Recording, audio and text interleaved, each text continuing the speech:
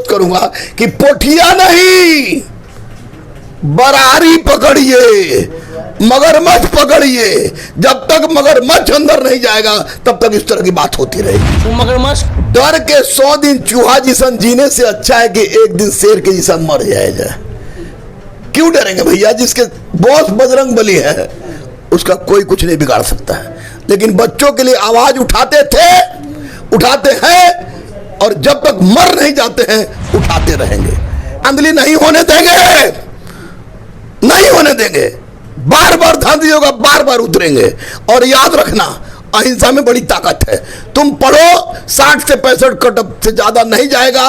और अब धांधली नहीं होने देंगे, नहीं होने देंगे, नहीं होने देंगे। आज आप 1 तारीख का जो बिहार सिपाही परीक्षा जो हुई थी उसमें कहीं ना कहीं हमारे बिहार सरकार के तमाम अधिकारी हैं जो लोग इस तरीके से हर बिहार के लगभग 10 ऐसे एग्जाम होते हैं जिसमें से 8 एग्जाम का क्वेश्चन पेपर कैसे लीक कर दिया जाता है और बिहार के तमाम बच्चों का किस तरीके से बच्चे का भविष्य बर्बाद किया जाता है। उन बच्चे के भविष्य बर्बाद करने के खिलाफ अगर खड़ा होते हैं तो सिर्फ और सिर्फ एक ही हमारे सर है, गुरु रहमान सर, जो कि दरोगा टीचर के नाम से भी जानते हैं। आइए जानते हैं इस तमाम जितने भी क्वेश्चन पेपर लीक हुआ इनके पीछे आखिरकार कौन है और ये आखिरकार कब तक बिहार सरकार का इसी तरह का व्यवस्था रहेगा। सर क्या लगता है कब तक इस तरह का व्यवस्था बिहार सरकार की तरफ से रहेगी? देखिए, इधर अगर विगत वर्षों का तुलनात्मक अध्ययन किया जाए तो बिहार सरकार इधर सुधरी है और यही कारण है कि बीपीएससी में आमूलचूल परिवर्तन हुआ, रेडिकल चेंज हुआ है।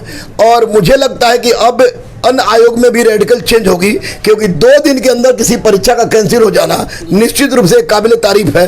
लेकिन उससे भी घटिया चीज ये हुआ कि 21,391 पोस्ट था और परीक्षा, सिपाही की परीक्षा अंबानी अडानी के बच्चे नहीं देते हैं, गरीब मजदूर किसान का बच्चा देता है। तो उसके दिल पर एक बहुत बड़ा चोट पहुंचा था। लेकिन इतनी जल्दी परीक्षा को कैंसिल कर दिया गया हम लोग के डिमांड पर, तो निश्चित रूप से काबिल तारीफ है। लेकिन सरकार से यही अनुरोध करूंगा कि पोठिया नहीं, बरारी पकड़िए, मगरमच्छ पकड़िए।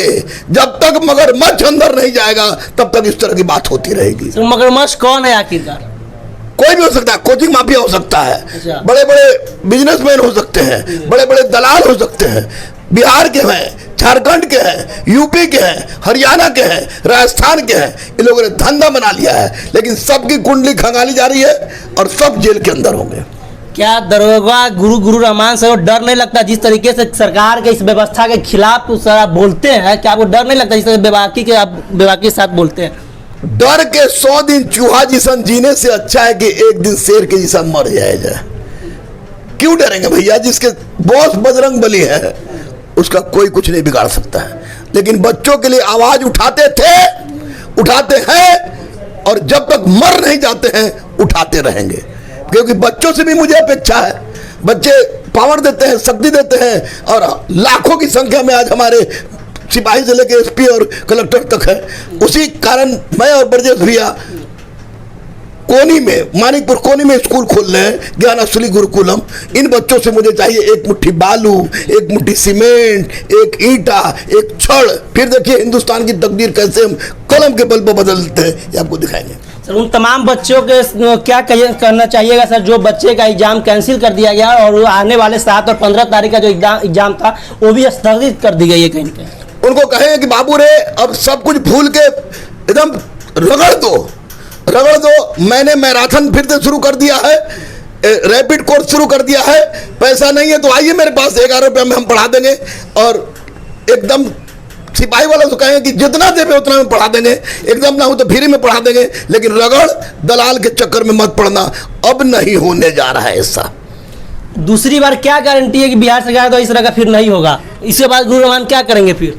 दूसरी बार अगर ऐसा होता है तो गुरु रहमान चुप तो नहीं है ना बैठेगा, निश्चित रूप से आवाज उठाएंगे। अगर बार बार होता रहा तो मैं मर जाना पसंद करूंगा, लेकिन इस तरह बेइज्जती पसंद नहीं करूंगा बिहार का। तो हमारे साथ गुरु रहमान सर थे जो कि दरोगा गुरु के नाम से जाने जाते हैं। जिस तरीके से बिहार में बिहार के बच्चों के साथ सरकार के द्वारा तमाम जितने भी अधिकारी इसमें संलिप्त है उनके खिलाफ अगर कोई आवाज उठाता है तो हमारे गुरु रहमान सर समय समय पे, और इनके आप लोगों को बता दें कि एक स्कूल और कॉलेज खोल रहे सर, स्कूल खोल रहे हैं जिनमें 50% ऐसे बच्चे आएंगे जिनको निःशुल्क पढ़ाई किया जाएगा और वो बच्चे होंगे जो आर्थिक रूप से कमजोर बच्चे होंगे। निःशुल्क पढ़ाई लिखाई खाना पीना सब जी। स्वदेशी अंदाज में और विवेकानंद के तर्ज पर। मैं ब्रजेश भैया को सैल्यूट करता हूं क्योंकि उन्होंने एक बहुत बड़ा 12.5 बीघा जमीन दिया तो गरीबों के लिए। तो अब बच्चों से का भी हक बनता है कि गरीबों को आगे उठाने के लिए, भारत को आगे उठाने के लिए वो आगे आए और हम लोग के सपना को पूरा करें ताकि हर गरीब के घर में कलम से क्रांति हो सके। सर उन बच्चों के लिए एक लास्ट बार आप बोल दिए कुछ। किन बच्चों के लिए? जो बच्चे का एग्जाम कैंसिल हो गया, फिर से एग्जाम, अब नेक्स्ट टाइम कब वो एग्जाम होने जा रहा है? 1 महीना के अंदर आपकी नोटिफिकेशन आ रही है मेरी बेटी और बेटे। जिस तरह से रगड़ के आप पढ़े, रगड़ के पढ़िए, धांधली नहीं होने देंगे, नहीं होने देंगे। बार बार धांधली होगा, बार बार उतरेंगे। और याद रखना अहिंसा में बड़ी ताकत है।